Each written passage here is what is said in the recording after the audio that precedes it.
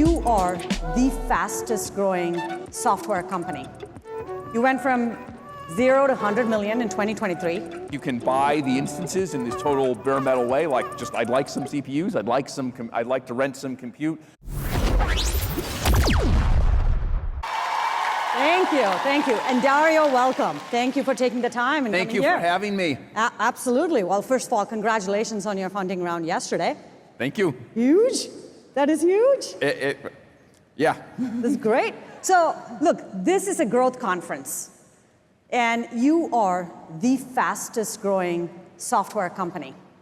You went from 0 to 100 million in 2023. You 10x'd it to $1 billion in 2024, and we are not even we're halfway down the year, and you're at $5 billion. And to put everything in perspective, it took Microsoft 40 years to get to 100 billion, and Apple 35 years. You might end up doing it in a handful of years. How are you scaling, and how are you staying mission aligned to your principles? Yeah, so it's funny how we think about the exponential, right? Because it's almost like there's always two voices in my head where I look at the exponential, it's growing 10x every year, and there's a part of me that says, this is crazy, you've got to use your common sense, right? Once this gets into the billions, like the money's got to come from somewhere, people don't spend that, like it can't happen. And then, at least so far, it keeps happening. At some point, it's going to stop. It's going to slow down at least somewhat. But I've found the tension between those two things always to be very interesting, because you ask yourself, well, how could it happen? How could it keep growing that fast? And we face the same tension with investors, where on one hand there's a temptation to say, oh yeah, it's going to keep growing really fast, but it sounds crazy. And so I've just started to investors and to everyone saying, look, there's two ways to look at this. We don't know. To keep it growing, we've had to scale much faster than a normal company would in headcount, in processes, in go-to-market.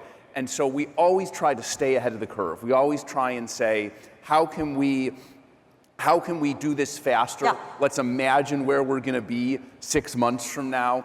In terms of staying aligned with the mission, I think succeeding and staying aligned with the mission, doing both of those is maybe the most challenging thing, balancing those two things.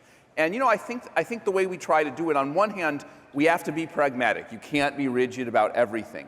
But we look at the things, what are the core things we really care about in the mission? Safety, security, trust, both in the simple sense of being trusted to work with enterprises, and being trusted to bring out this technology for society. And so keeping those as North Stars, even as we go through this hyper growth, I think that has been what's allowed us to continue to scale. And actually, I think paradoxically, trust in the mission among our employees, among our customers, has been a unifying force that's allowed us to survive the scaling in a way that I think some other companies that have grown that fast can become fragmented. Yeah. Culture is this sort of unifying force. Yeah, we think about culture as the second product, and I think that's very similar to how you think about it. Now, you mentioned the exponential curve. Most of us here think linear terms. We can't think exponentially, but obviously the model capabilities are going exponential, but also growth is compounding. You seem to have a clearer view of what happens in the exponential curve. So what happens with AI in 2 years or 3 years? Where does it go? Yes. So again, I would go back to this dichotomy where we're on this exponential, and if the exponential continues, again, it only has to continue for another 1, 2, or 3 years. Absolutely crazy things happen in terms of the model capabilities. And so again, there's like two minds. There's common sense, it has to stop, it can't go on, versus what if it actually does? Yes. And I think I am someone whose instinct has always been on the side of what if it does? I think it will. I'm not certain of that, but it's where I'd put my bet. And the way I think about it from the perspective of the models is, today I would say the models we have, they're maybe as smart as a smart undergrad. In some areas, they're able to augment what professionals do. We've seen that in medicine. I've seen lots of stories of people, uploading their medical information to AI. They're not yet at the level where they're creative enough to go beyond the frontier of human knowledge. And I think if the exponential continues for only maybe 1 to 3 more years, then we'll start to go beyond the frontier of human knowledge, and then things really go crazy. What happens then? Yeah, I think we're going to get to this world where AI is able to make original scientific discoveries. It's able to work with humans to make those discoveries. Very small number of humans will be able to work with a massive AI agents to build new companies, new types of economic activity. I, in particular, have almost, I've been the most excited, because I was previously a biologist, I've been the most excited about the medical breakthroughs that AI can make, its ability to cure diseases. That has always struck me as the kind of clearest positive application, right? If we're looking for how will AI make everyone's lives better, we look at cancer, we look at Alzheimer's, we look at mental health, these problems that affect billions of people. Can we use AI to reach in and really solve these problems much more quickly than we could before? I can't imagine. That's why we talk to you, because I think you have much clearer picture of what happens in medicine, what happens in business in just a couple of years. I want to talk about the business application of AI, and it's super interesting. You have a thriving app business, but you've said that majority of your revenue actually comes from APIs, which means that you're betting on business use cases. Is that actually true? And then talk to us about how you came up with Claude Code, which is the first really big business use case. What are the next couple bigger ones that are coming up? Yeah, we are absolutely betting on business use cases.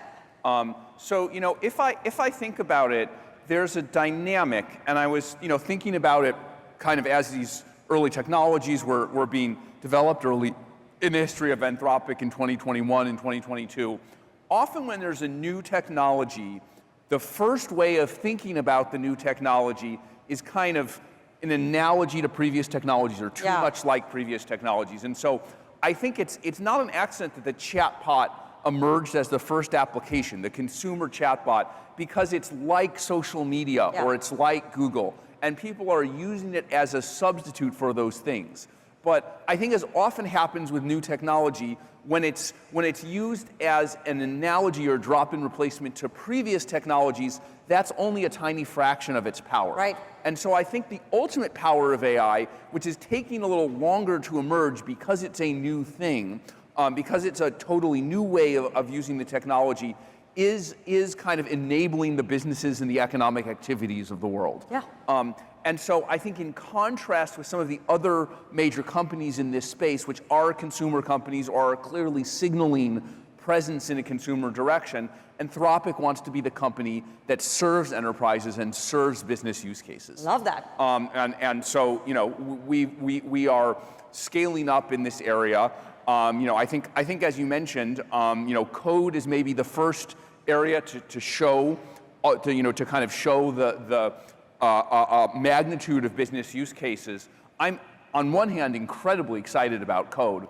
On the other hand, I actually think the lesson from it isn't that code is a uniquely compelling application of AI. It's really compelling, but I think what's going on is that coders, people who write code, are people who adopt technology quickly, and people who are close to the LLM revolution. So the diffusion of the technology has been faster. But what that shows to me is that the incredible value we've seen in code, we could see in all of these other areas. It's just there's more friction. That's right. And we have to get over this friction. And so a lot of what we're thinking about is, yes, how to expand on the code side, but also how to reduce the friction in areas where there's huge potential, right? Areas like financial services, areas like sales and marketing, areas like pharmaceutical and biomedical, areas like legal, productivity, it really manufacturing, it really runs across the board. And I think we're held back not by the power of the technology to change these things, but by needing, just needing to solve all the practical problems that comes up when there's a big enterprise that does something other than AI and somehow has to mesh or integrate itself with the new AI technology. Is there like a moment where you were like, you saw something in Claude Code and the way developers were using it that it became the big thing? And do you see that type of pattern emerging in the next couple of big use cases? Yes, so the moment was actually before the launch of Claude Code. So early in 2025, I had kind of given a directive to the company to say, hey, we should try to use our own AI to make ourselves more productive, right? We should try to accelerate ourselves with the technology. And so, I didn't want to tell people exactly what they should build, because that doesn't work very well. I said experiment with things. And so there were a number of experiments, and one of them was this internal tool. It had some other name that I've forgotten by now, but it was basically this command line tool that you could use to write for Anthropic engineers and researchers to write code. And I noticed that this tool was presented, and then within a week, like 100 employees within Anthropic used it. And then like within 2 weeks, 500, like half of Anthropic was using it. And I'm like, people really seem to like this. It's being adapted really fast. That we were then about to release Claude 3.7. And I looked at it and I was like, hey, can we just release this publicly? And there were various reasons. It was like, oh, we'll have to. And I'm like, this seems really compelling. I think in general you shouldn't have a prescriptive view on, you shouldn't have a roadmap and say follow the roadmap. If something is getting product market fit, including internal product market fit, like that's the best signal, and nothing else matters, right? Like that's the thing that's going to succeed. Now, if you're worried about it from a safety and moral perspective, that's another thing. But if it appears safe and it has product market fit, even internal, you should make it go as fast as possible. And so that's what we did with Claude Code, and the external reaction was very much like the internal reaction that we saw to it. I mean, I will say that our R&D team, they're using it every single day, and just in 1 year, our engineering productivity has gone up 42%. 42% more code commits this year compared to last year. So thank you for what you do. It's really incredible. Speaking of which, I want to talk about how every big tech cycle starts with a platform that unlocks like huge waves of innovation. We've seen this in mobile. App Store created hundreds of mobile apps. And I'd say AWS has enabled an entire generation of SaaS applications to be built on top. And we think at HubSpot that there is a new AI operating system that is getting formed because of all the work that you're doing and the foundation model companies are doing. Do you think of Anthropic as a platform company? I think we think about it exactly that way. How do you, is it like mobile? Is it like AWS? Like how do you think about it? I think the closest analogy might actually be cloud, in part because it literally runs on cloud. But if you look at a business like AWS and some of the other clouds are the same. They offer different things. They're a bare metal platform that anyone can build on, and that's very fundamental and general to the economy, right? Everyone needs cloud computing, and I think we're heading towards a world where everyone needs AI on top of cloud computing. And so just like you can buy the instances in this total bare metal way, like I'd like some CPUs, I'd like to rent some compute. I think of our kind of API that way. Now, if you look at the business of someone like AWS, there's various kind of tooling and kits on top of it. Yep. You can think of that as things that are in the middle layer, like Claude Code, maybe fits in that somewhat. The engine behind Claude Code, which we're increasingly starting to expose more and more pieces of to people. And then in some cases, if you look at the platforms like AWS, it makes sense for them to build apps themselves on top of the basic platform and sell them. And we are very thoughtful about when we choose to do that. Typically, it's in areas where we feel like it's an area we know really well. Yep. So I think the reason we made Claude Code is we ourselves are writing code, right? So we have the skill there. We can assess product market fit. I think across the ecosystem, it is our intention much more often to be a platform than we are to kind of directly build things ourselves. We're not going to run clinical trials for drugs, right? We're not going to start up a manufacturing company. We're not going to do, we're not going to do marketing. Oh, good. You're not going to do marketing. Thank you. Thank you. You heard it here. But we think about where is it that we have some unique advantage, that we can do something different. And I think in the rest of the areas, we really want to kind of enable our customers. And there will be customers of all kinds. We see startups, we see enterprise customers, right? We're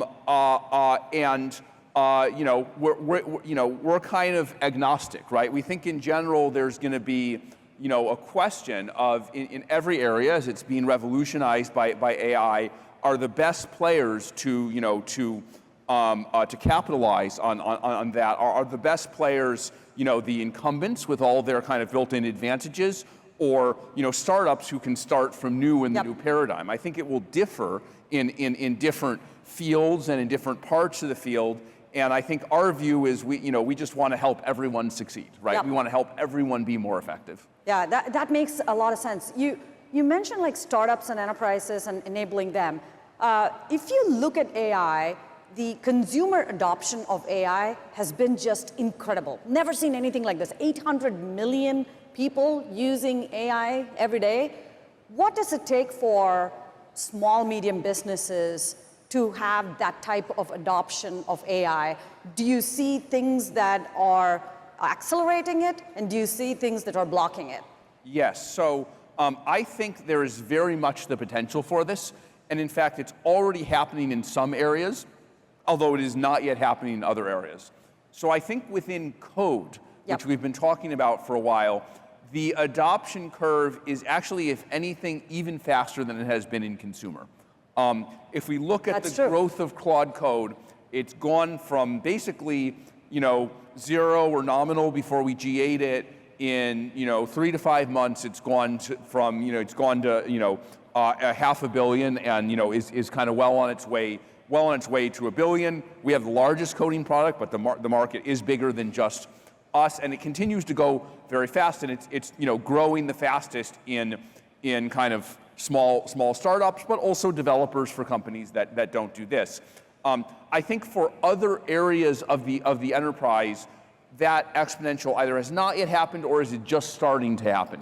We're early in it, and the way I would diagnose it is what I said a little bit before, which is that the underlying technology is capable of that kind of 10x per year growth.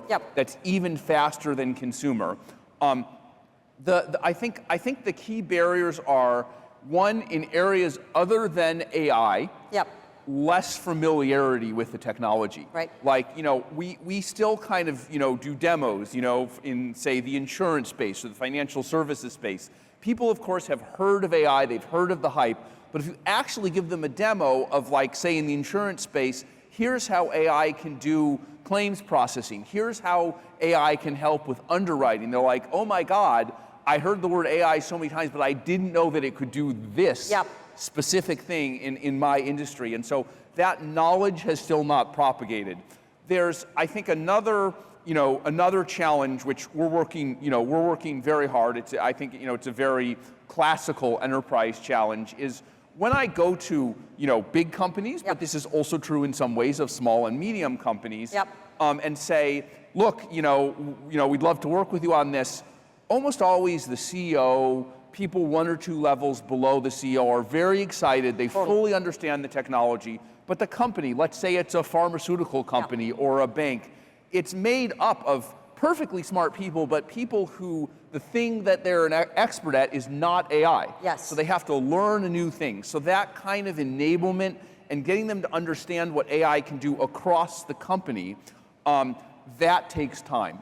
And so we are working on the process of how to make that happen. And it's really starting to happen. I think in the last 6 months, it's really started to pick up, often driven by the coding use cases at those large enterprises, right? That's the beginning. They say, oh, our developers are really clamoring for it because the developers are very familiar with the technology. But then once they've adopted it, people elsewhere in the company start to ask, well, what's this code model we're doing? What's this company Anthropic we're working for?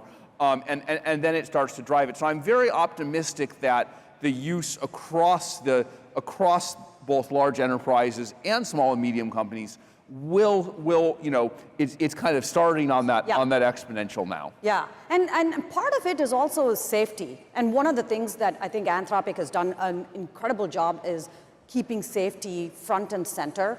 You have pushed for interpretability of models. You have pushed for controls in terms of regulations. What do you think is like the biggest risk? And how do you make sure that you are maintaining that safety and trust, especially for small and medium businesses to continue to adopt the technology? Yeah, absolutely. So, I think there's a number of these different, kind of, safety issues that we think about and try and be thoughtful about them. And I think for each version, for each issue, there's kind of a duality where there's the kind of, there's the kind of grand in principle, worries about how these models get powerful, what we worry about. And then there's a practical version of, as we deploy them today, what are the practical problems people have? And I kind of think of them as continuously connected to each other, where one is a kind of intellectual articulation of where things are going, and the other is, well, what part of it is kind of happening right now? Where does the actual rubber hit the road? So one issue I worry about is kind of the alignment or controllability of the AI models. And I think in the long run there's issues of we have these very powerful models that are smarter than any human. How do we keep them kind of under human control? But I think the short-term version of that we're facing today is, as we look at these models, how do we make sure that they do things that people want them to do? If I'm an enterprise and I'm using these models, if I give them access to my enterprise data, how do I make sure they don't, vent that data, publicly, or just give access to it? How do I make sure that people can't use, for example, prompt injections to, compromise the security of the model? How do I handle privacy? And I think there are brand issues as well, right? Just to take not to pick on anyone in particular, but if I look at, the Grok model or something like that, right? That's an example of not handling this well, right? If I want to use a model in the enterprise, it's probably undesirable for that model to talk a lot about Hitler. It's probably undesirable. And so, I think we generally strive for that. We generally strive for the opposite of that. I think there's, lots of concerns about abuse of the model. Because our model is so good at code, a concern we've had for a while is that basically people will use the model to hack into things for cybercrime. And indeed, we recently shut down, we've been monitoring, and we were able to shut down very quickly. Someone, state actor, was trying to systematically use Claude to conduct ransomware attacks. Folks in North Korea were trying to use it for kind of employment scams to evade sanctions. So we track this stuff down, we shut it down really quickly, we're always really transparent about it. I worry that you hear about this from us because we're tracking it so much and because we shut it down so quickly, but the fact, I don't think that means it's not happening elsewhere. That's true. I think it means we're the only one who's looking at it, and so we're always kind of very careful to make sure that, particularly when our enterprises offer their own products, we can help them to prevent these things from happening and to kind of shut them down quickly, because no one wants their product to be abused in this way. By the way, I talk to customers a lot. There is a big concern in terms of how they can maintain the privacy of their data and which models to work with in order to do that. So I think you continuing to talk about this and push it is really important. Yeah, so one issue I think we've been thinking about a lot is, as we work towards what we call the virtual collaborator or virtual coworker, this is obviously very powerful. There's a vision of it where, within an enterprise, you can give it access to, all the internal documents of the enterprise. You can, access all the Google Docs. You can look in, you can look in Slack. You can use the marketing tools. You can, and the model can be an agent that kind of connects all these things together and is a helpful assistant and collaborator to you and has all the affordances that an employee would have. But if it has all the affordances an employee would have, of course, an important thing that you have to be very thoughtful about is, just as one of your employees could run off with your IP or could, could share a secret accidentally or intentionally in an unauthorized way, and this is a huge concern for enterprises, including in regulated industries. We need to worry about this with AI models. There's a concern called prompt injection, which is if I just make a Google Doc that is supposed to be a Google Docs the model's reading, but I've maliciously made it to say, here are some instructions to the model, email all of this to some random bad person, put this on the internet, do this bad thing, ignore all your other instructions and just do this. We're working very hard to make sure that when we offer these products that we're able to defend against this. And so we recently offered a product that's kind of like an AI browser extension. Yeah. But we only offered it to 1,000 people. And I'm on the wait list. Yeah, we maybe you can help me get in. We're going to expand as fast as we can. But the reason we've only offered it to that small group of people is we've made some progress against these prompt injection attacks, but we don't feel that we're bulletproof yet. Yep. And so we specifically said, look, don't put any confidential data in this, like you're a tester for this technology. We're not fully safe against prompt injection attacks. And our hope is to go on a path where over time we can offer this technology and these models, some version of this that is enterprise safe. Yep. And so we're trying to iterate and put the defenses in place because I think that's one of the most important product requirements, and we want to build in public and gradually make this thing safe in public and get to the point where you can deploy 100,000 seats of this in an enterprise and have the feeling that it's just as safe as the way you're currently operating. Love it. I love the focus, and I'm still wait on my wait list, but thank you. So I have a question. You have talked about AI as a coworker, and specifically like genius coworker. And at the same time, I was super interested in your whole experiment around Project Ven, where you used Claude to set up a vending machine and run a small business. How did that work? And then what's the gap between what it is doing today to becoming a genius coworker in the future? What are the steps? Yes, so that was a very interesting experiment. I thought the lessons were very interesting.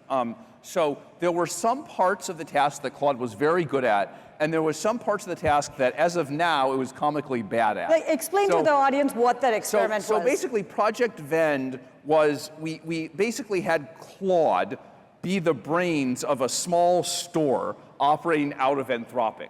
We gave it access to be able to order things that people requested. It could kind of search on Amazon, search on the internet, talk to people, clarify what they want. We basically gave it some employees who would order things in response to its requests and kind of stock them up in a refrigerator. Claude could set prices, it could change prices. And we just ran this experiment for a few months. We nicknamed the model Claudius, just because we didn't want it to be the normal Claude. So Claudius was brilliant at some things. It was actually very great at finding and ordering things that people asked for, no matter how strange, as well as helping people understand what they wanted. One person wanted, for some reason, a giant tungsten cube, a cube of solid tungsten. And Claudius managed to procure it for that person. It actually delivered the cube of solid tungsten. How did they even manipulate that request into the process? I'm not sure the details, but you can find all kinds of stuff on the internet, right? And so it turns out that includes a cube of solid tungsten. As a business person, Claudius was very savvy in theory, in that it thought about the prices, it thought about supply and demand. The problem was it was very manipulable. So if you begged it for a discount, it would give you a discount. And people learned to do this. And so Claudius's financial performance was not great, in part because it was too easily guiltable. So I don't know. It's an interesting profile of strengths and weaknesses. So not yet ready to run a small business. Yeah, it's a little bit lacking in street smarts. So today's AI has an interesting profile of strengths and weaknesses. Yeah, and to go from here to being a genius coworker, what does it need? More memory, more reasoning? You know, like, what is it? I would say it's, you know, running a small business is, you know, doesn't include all possible intellectual skills. So I think there's a lot to be, you know, included in kind of the, you know, increasing the intellectual skills. There's, I think, you know, a lot more around agency. This is a fairly limited form of agency, but you know, I think there's a lot more that could be done. And then, you know, I do think the street smarts is pointing at something, right? You know, the prompt injection, that's like a form of fooling the model. So, you know, you don't want the model to be, you know, completely cynical or refusing every request, but this idea of kind of, you know, having some sense of human psychology and being a bit harder for the models to be tricked. I feel like that's an area of improvement, and I think actually in a way paradoxically important to the models being safe. Yeah. You know, just having some sense of, you know, when they're being tricked. Yeah, absolutely. So I want to close on a personal note. So you grew up in San Francisco, went to law school here, and studied physics, neuroscience, and now you're at the center of this next big AI revolution. Is this the impact that you dreamed of having when you were growing up here? Yeah, you know, it's very interesting. When I was in high school here, of course, the first dot-com boom was just happening, right? It was, you know, this was like 1997 to 2000.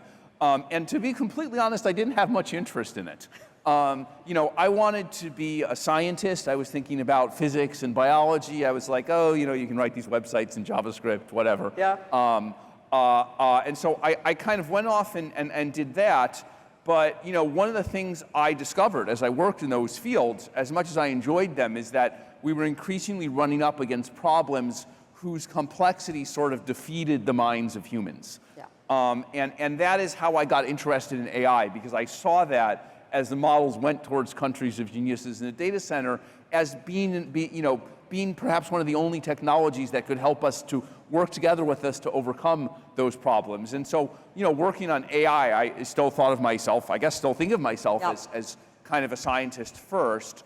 You know, that kind of involved first being a research scientist and working at tech companies, then being executive at one of those companies, and then as I was dissatisfied with how the people I was working for ran their companies, and, you know, ultimately pursued the reason I was in the technology, which is, you know, to kind of benefit people and solve these hard problems. Then that kind of took me towards, you know, founding my own company, and so you know, now I'm kind of in the middle of this tech ecosystem that I was quite disinterested in, even as I was growing up all around it. So in a way, things have come full circle. You are making San Francisco proud. And thank you for the partnership between HubSpot and Anthropic, and thanks for coming here today. Thank you for having me. We don't play that.